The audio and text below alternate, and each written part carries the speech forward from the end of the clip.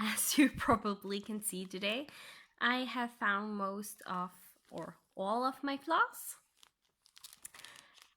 All the different colors that are used in this pattern.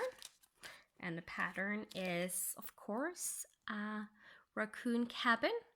It's in the Frosty Forest series by Cottage Needleworks.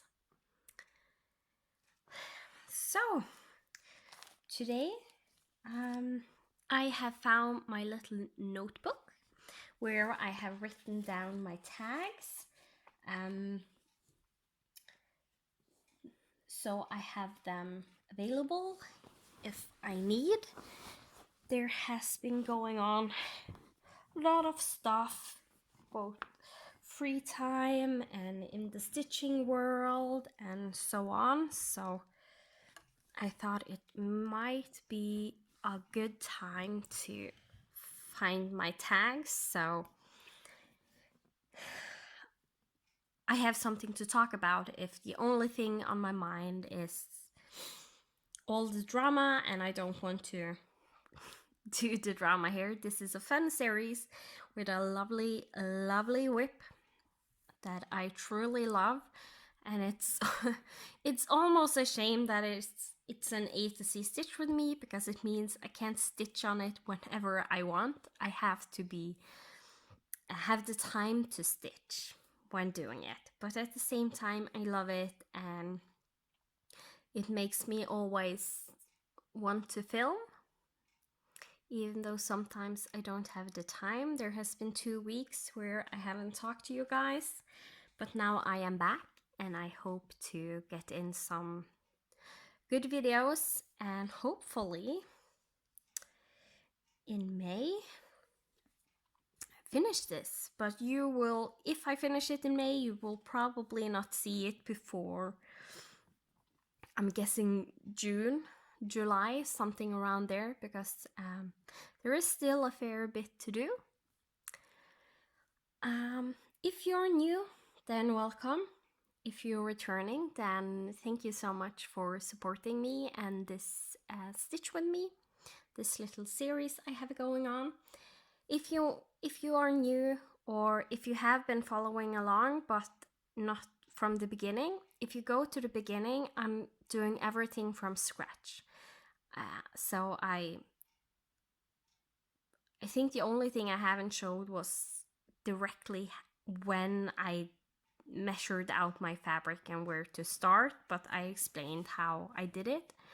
I also explain a lot of things on pin stitching, railroading, things like that, and I usually show you what colors I use and when we are using a new color we haven't done before, etc, etc. And all the information of how I got everything for this series, because I have the whole complete series kitted up with DMC and fancy floss and buttons. The fabric, I got everything through Patchwork Rabbit, which is an online store in the UK where you can subscribe to a series and you decide yourself what you want. If you want the fabric, if you want the DMC, if you want the fancy floss or not, and how many patterns you want each month, and then you get them regularly each month, or how many you have said you want each month, until the series is complete. So I found it very helpful, since both DMC and fancy floss is hard to get here in Norway, and it was a really good deal in the shipping and so on. So it was just perfect to get everything I needed. The only thing that I have brought myself is a needle and this needle minder. So I'm gonna move away all the floss to the side so we can start stitching. But at least now everything is out of my double-sided bobbin box. That's where I have my master set. of DMC. So even though I have bought the DMC for this kit, I use from my master set, but that's no problem. And the only DMC I'm not using from my master set is the white, because I know I'm gonna use over one skein of white for this whole series. So I put it in a floss away bag and use it right from there. And now you're probably tired of not seeing anything stitching, so should we get into stitching? My plan today is, as always, I do some white because there is a lot of white on this. So for me and you not to get tired of the white, and also not so the darker colors will get the white floss dirty, I do the white first, because then it there is no risk of it getting the other colors on it, so it keeps it clean and white. And today I think I'm gonna start with the white, and then I want to finish off the trees, do all the green, and depending on how far we get, then I might start working on the house. I think maybe the white and the trees will be enough for this episode, and then we'll tackle the house next time, and as always do some white stitching while doing the house, etc. So I have pulled one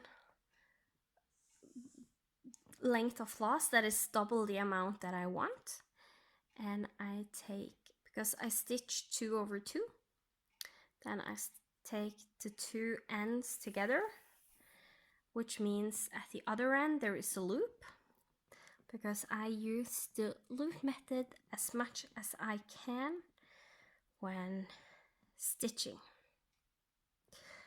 So the way I thread my needle is I take the floss around my needle and pull gently, and then take it off my needle, lay the eye of the needle over the floss and just wiggle a little bit, and you can see it popping through. I just take that end and pull it through.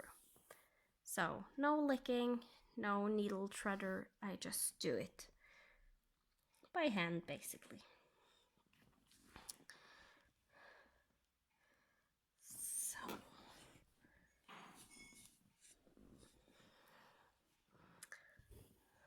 adjusting my pillow that I use under my arm, and now I'm going to zoom you in so you get a close-up of where I am stitching. And we can get started.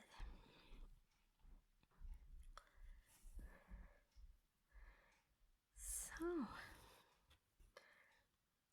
I always get so relaxed when I start my first stitches in a project for the day, especially if it's a long time since last I stitched on it. Then it's really calming just to start stitching. Gives so much joy.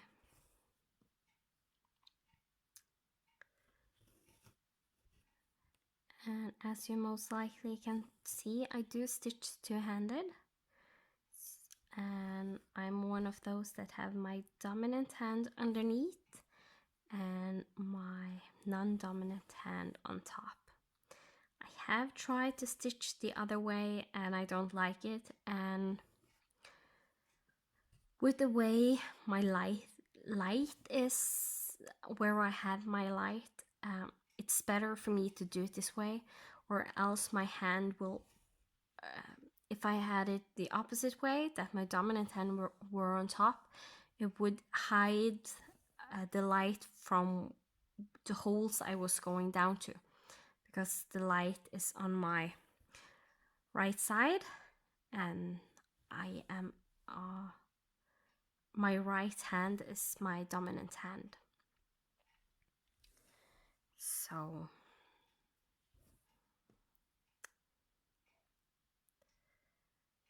and what I'm doing right now, taking my floss through the taking my needle through the floss. That is what railroading is. So you get basically the floss lay neater beside each other, so it's flatter against your stitching, and it also cover more of the block when you do it that way. Usually my stitches lay pretty neat, but as we all know, the white sometimes can misbehave, and railroading with the white makes it behave. So, and now I'm just railroading the top leg. Some people do railroad both legs of the stitching. This way I'm doing, where I do go one direction and do just one leg of all the stitches and come back and do the rest. It's called the Danish method of stitching, which has always been the method I have stitched, because Denmark and Norway is pretty close together, and that is basically the way most people in Norway stitch. And then you also have the English method, which you normally use when using fancy floss. So I have used it here on this pattern for the roof, because that is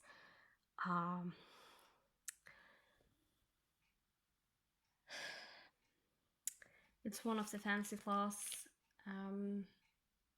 the Gentle Arts pecan pie. And then I do stitch 1 X at a time.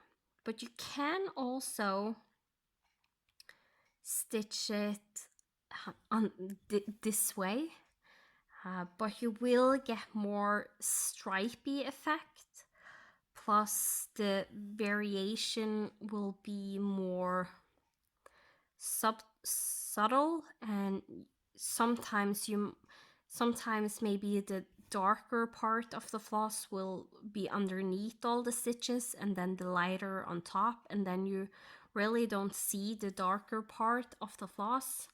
So, but depending what you want and how you want it to look is what method you use, basically. But usually people do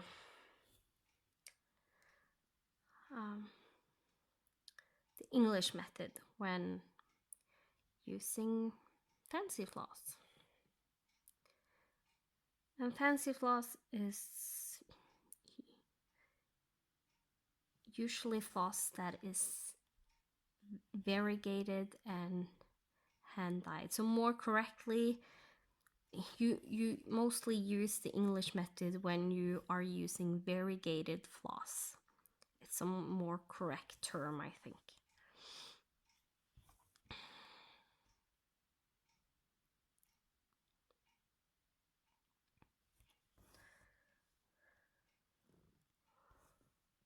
You have to let me know if I get out of focus while stitching.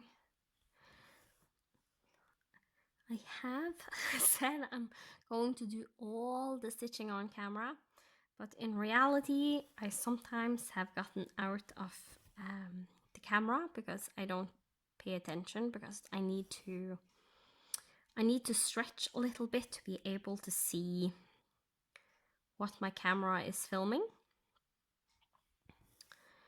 with this setup. And since I zoom you guys so much in, sometimes it's hard to predict how how far I can stitch before I need to move the camera again before I'm out of the frame. So I'm sorry if I get out of frame and have gotten out of frame, but it's I don't have any better way to do it, so I just need to try and pay more attention. But usually when it's this type of stitching, just back and forth, I usually is in camera all the time. Where I have mostly had some trouble is when I have stitched something that goes from the top down in a long line. Then I sometimes end up going out of frame because I have a shorter frame to stitch in that direction, basically. So it's you much easier go out of frame, so it's hard to keep track. I hope everyone has a nice mania so far.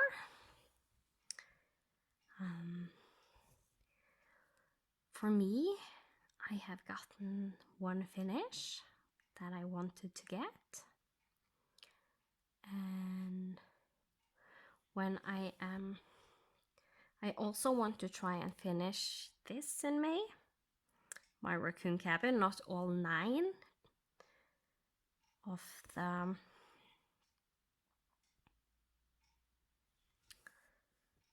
patterns, just this one. And so since I finished the baby sampler I was doing with Winnie the Pooh, if you follow my FlossTube updates, I finished that one. I haven't gotten the name on, but I take it off my whip list because the pattern itself is done, because it's just a pattern that I am converting into a baby sampler. The converting part of the to be a baby sampler I can't do before the baby is born, and that will be in August. So I have just taken it off my whip list, and most likely I will use maybe a day, max 2 days, to get that charted out when the baby is born, stitch it, and then try as fast as I can to get it framed and give it to the new mom and dad. And it's my husband's brother who is going to be a dad, one of his little brothers. He has 2 little brothers and 1 little sister. My husband is the oldest, and it's the next after him that is going to be a dad, the second oldest sibling. So, and his partner, and I already call her my sister-in-law even though they don't married. But I truly love her and I really like her, so we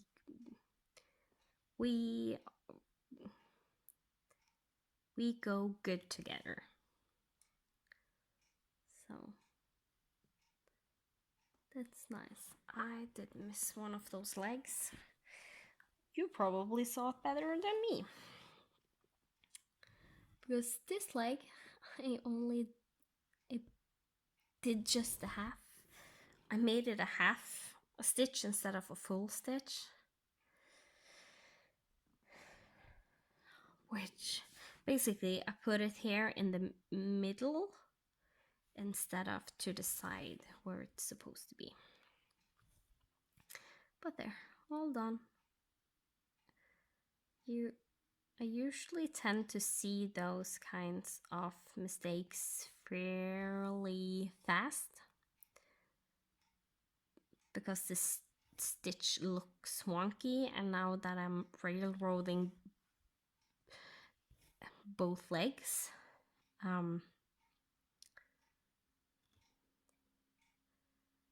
that's then usually the the stitches don't look wonky unless you have done something wrong.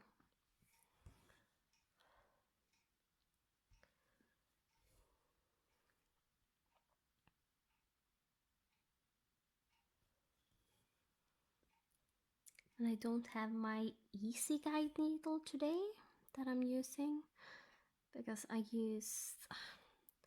usually move it around from whip to whip, even though I have several that I bought since it was closing down.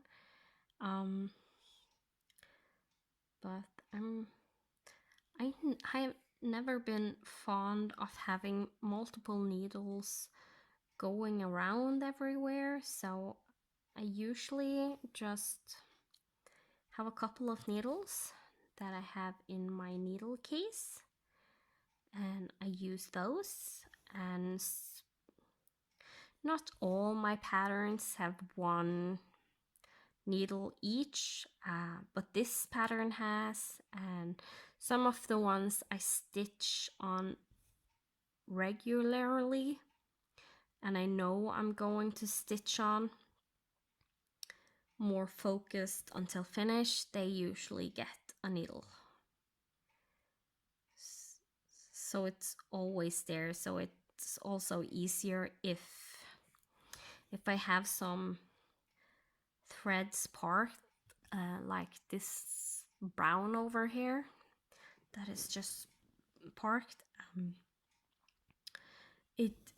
I usually have some floss parked on my projects, and if I then have a needle and I need something quick to bring with me if I suddenly need to go to the doctor's office or something like that where there is a little bit of waiting, then I usually can bring that pattern and stitch on, even though I didn't plan anything. So it's like a easy to make into a travel project. But usually if I have, it's more planned when going to the doctor's office, I usually prepare the day before my travel project, because right now I don't have one travel project because I don't travel that much. So I don't see the need for it, in all honesty.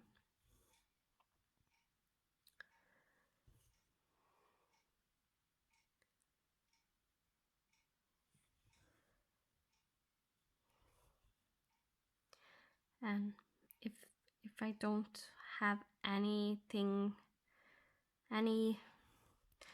projects that has floss parked or easy access to the floss I'm using, since I'm using the master set, there's not, some of my project has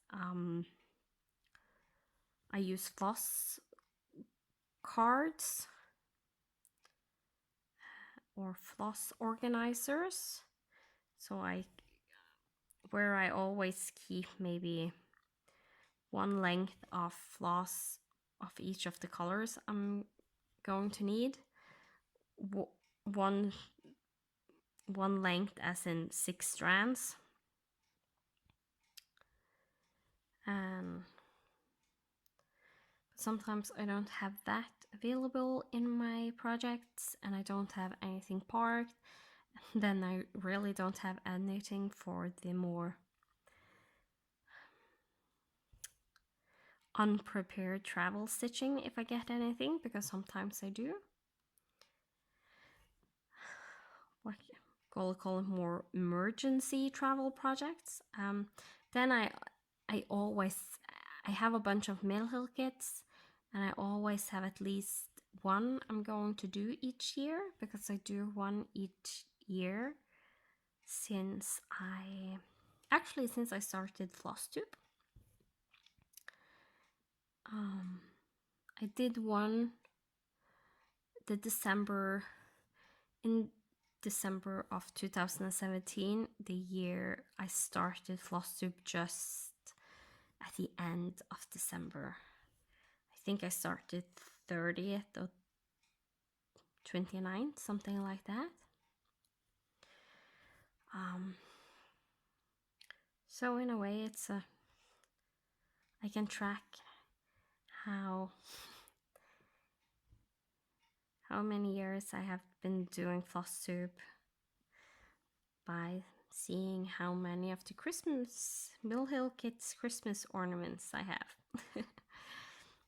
So I always have one of those that I can bring with me if it's really necessary.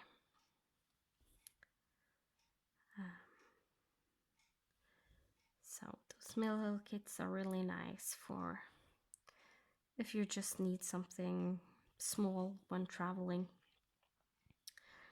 It's just perfect.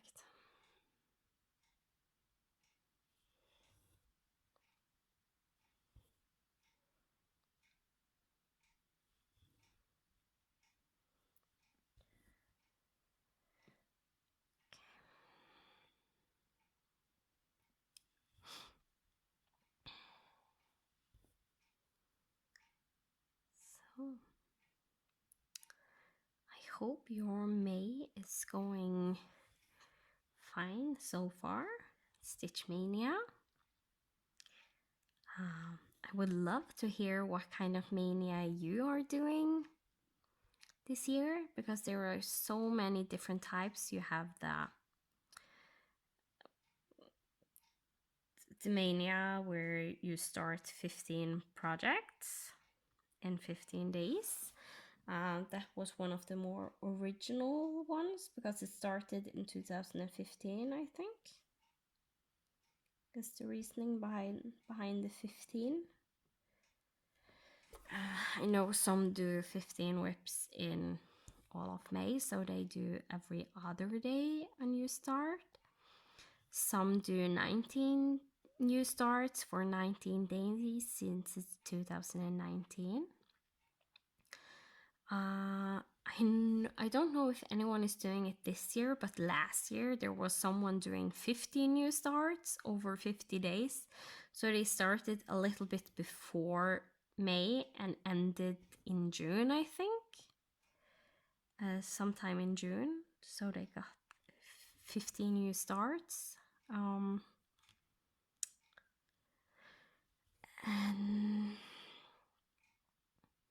that is all the more massive starting, I think, going on that I know of. Some are doing ornament mania, where they start a little ornament for each day. And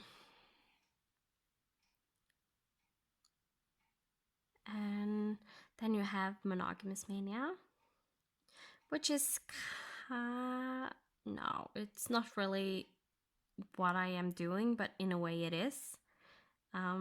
Monogamous mania, because I focus on one whip until it's done. The only exception will be this Raccoon Cabin, because I can't stitch on it. I can't stitch on it all the time, because you wouldn't want my husband and son running around me while stitching and filming and listening to all that noise.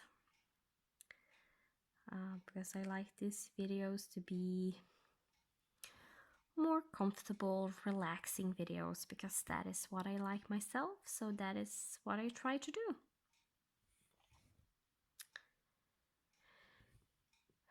So yeah, that is one exception. And so I work on one whip until it's done, or I get a page done, and then move on to the next.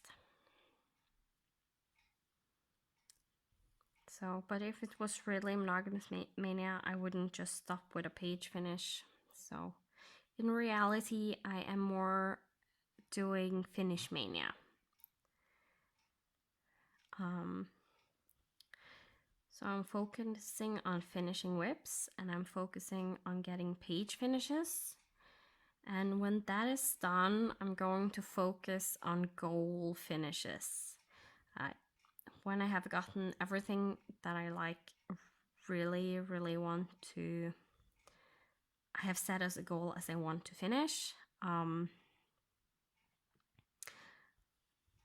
if there is more time, and I don't think so because I'm already behind schedule. There has been 2 or 3 days I haven't stitched at all, and some of the days I stitched, I only did stitch for about an hour and then didn't do anything more that day. So I'm behind on my schedule to get everything done, but we'll see. Maybe I will get some good stitching days in, and we'll stitch more than I think. So you never know. But I'm trying not to stress about it. But it would be nice getting all those finishes.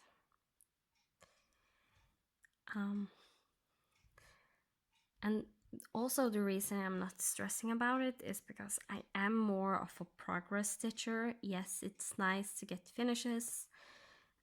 I have been a little stressed out about my whip count since it's have always been 30, 31.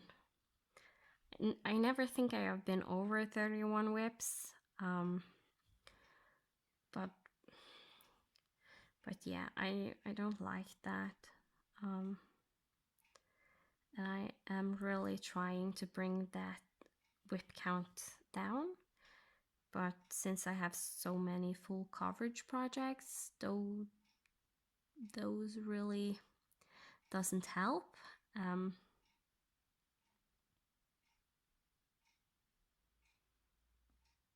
I just realized I did this stitch wrong. That means I have to frog everything I did.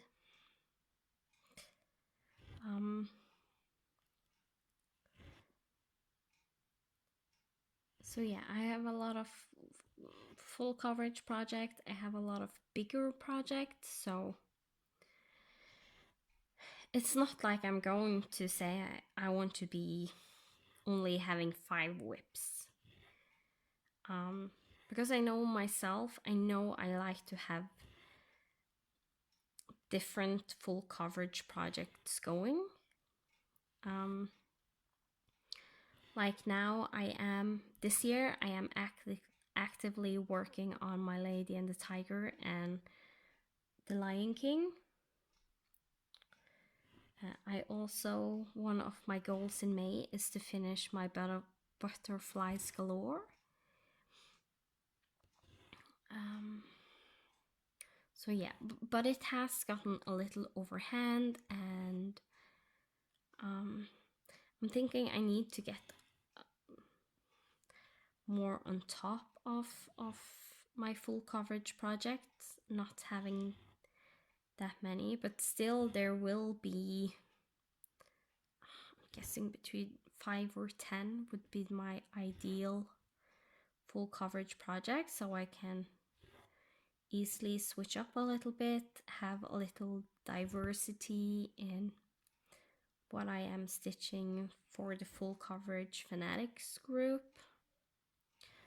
And doing it that way also makes it so I don't get so easily bored.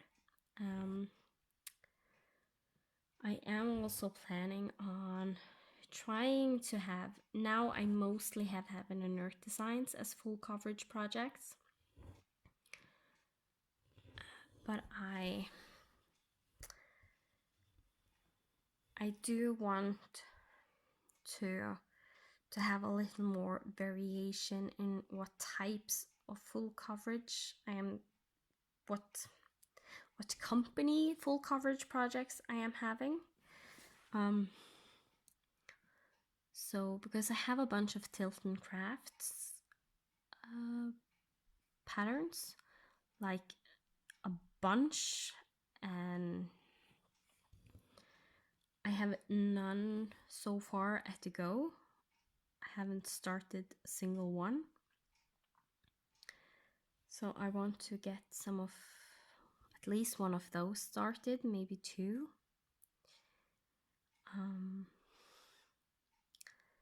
I also have Charting Creations.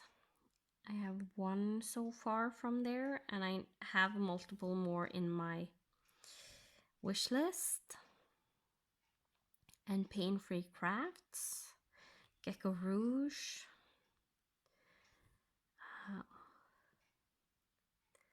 so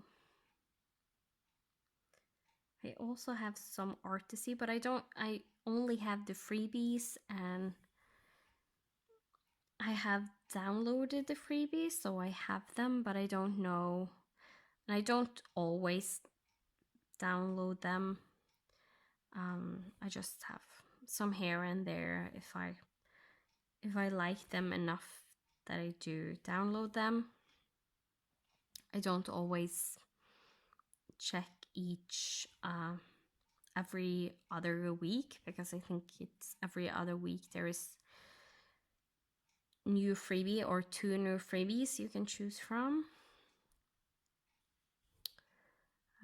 But I don't think I have anyone there right now I want to do.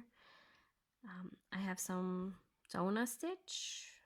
They're technically not full coverage, but I count them as full coverage since there is so much blocks of color and almost everything is filled in. So yeah, and some others from just a little bit round.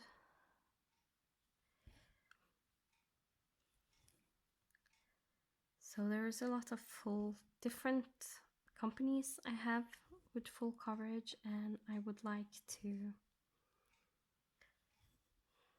start them then and have those going.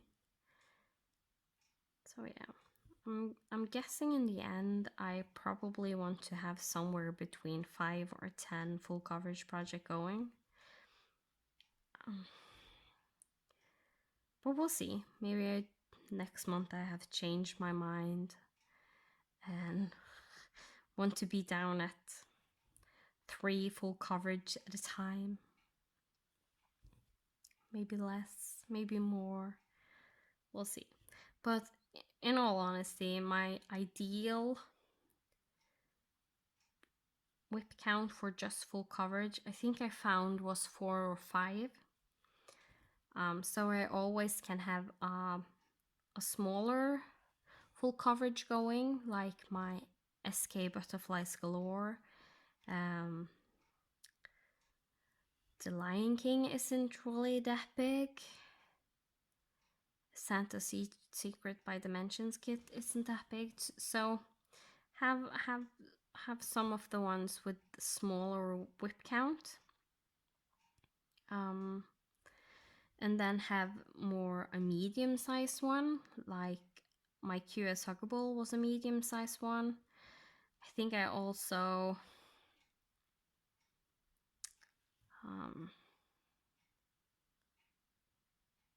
so yeah, around a QS size from Heaven and Earth, depending on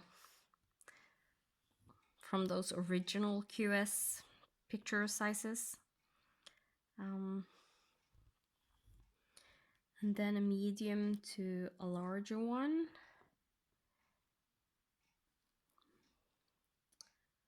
Which is I'm gonna jump pretty far with the floss, so I'm gonna do like the start of a pin stitch, just so I get this top leg going the right direction I want. And then start from here. So yeah, more like a mini type pattern, and then a full size pattern, and then a super size max color one, because I know the super size max color will take so long to complete. I will have to have that together with other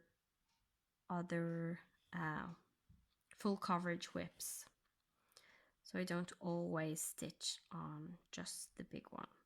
But at the same time, I need to reduce down how many full coverages I have before I do a super size one, or else there will never be any stitching time for it, and then the point of starting it is really away if I can't stitch on it. Like now I have a bunch of whips that it's actually almost a year since I touched. So yeah, need to get that whip count down so I can more stitch on what I have, and rather think that the other patterns I have, I can start them when I have finished something else.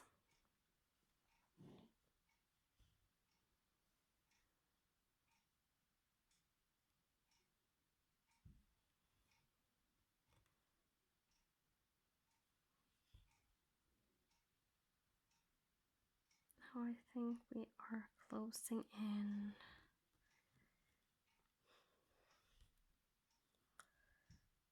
The last few stitches. I don't think I want to play thread chicken too much with when I do the stitch with me, because it's really hard to flip my frame if I need to when the camera is my camera is connected to a tripod that is connected to a chair that is like standing right over my frame, so I can't really turn it around. And what I'm doing now is just a pin stitch under the stitching right there.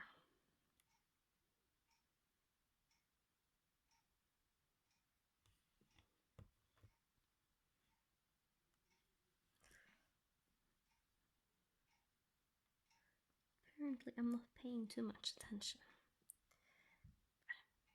Oh well, it's pinned down.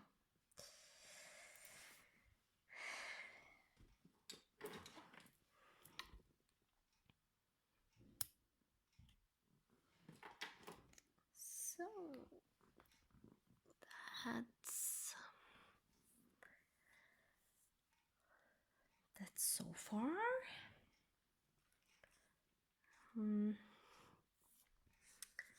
Then I'm gonna flip you over to here so we can start on the green on this 3 and get that done.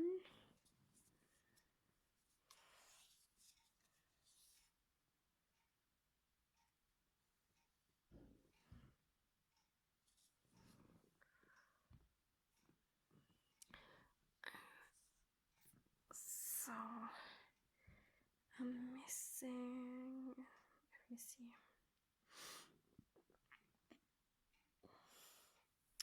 Yeah, there is one more of greens there before going to the next one, next branch.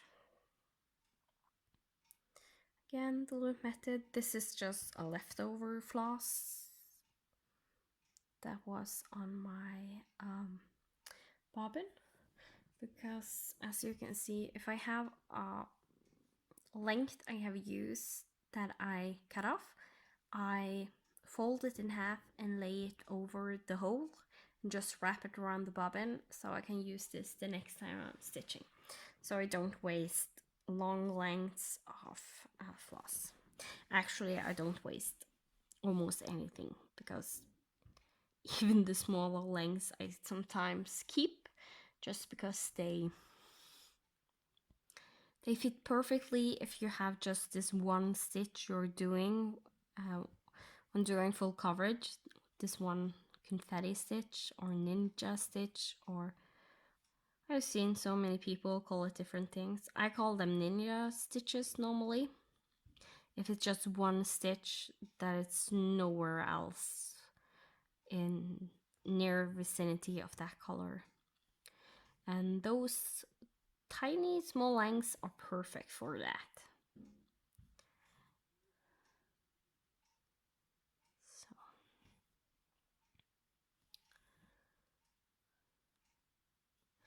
So And it doesn't seem like I will get too much done today, but that's okay.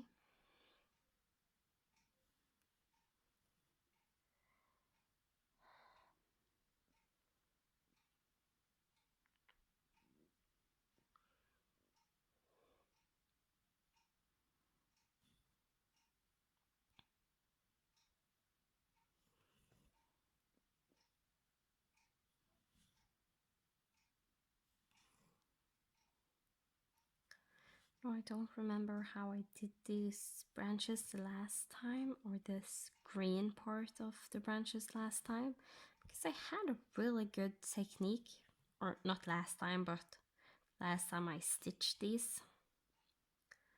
But I can't remember, so we're just rolling with it, hoping for the best, hoping that it still looks good.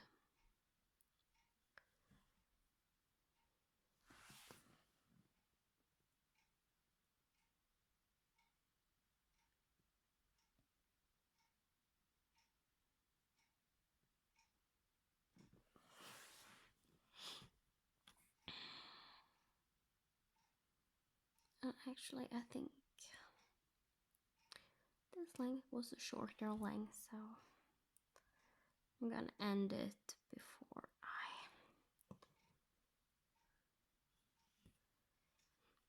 have to find a new one. When I look at the time, it's actually time to stop this episode, and then I can start a new one. So, alright guys, so this is what I got. This is how far I got now. I will end this episode here, and hopefully next time I can jump into my tags if I need. For you it will be a week, for me it will just be seconds before I say goodbye until I say hello again. So I will love you and leave you. Thank you so much for watching, for all the support you are giving on this series. I truly appreciate it. So yeah, I will leave you here and see you next Friday. Goodbye.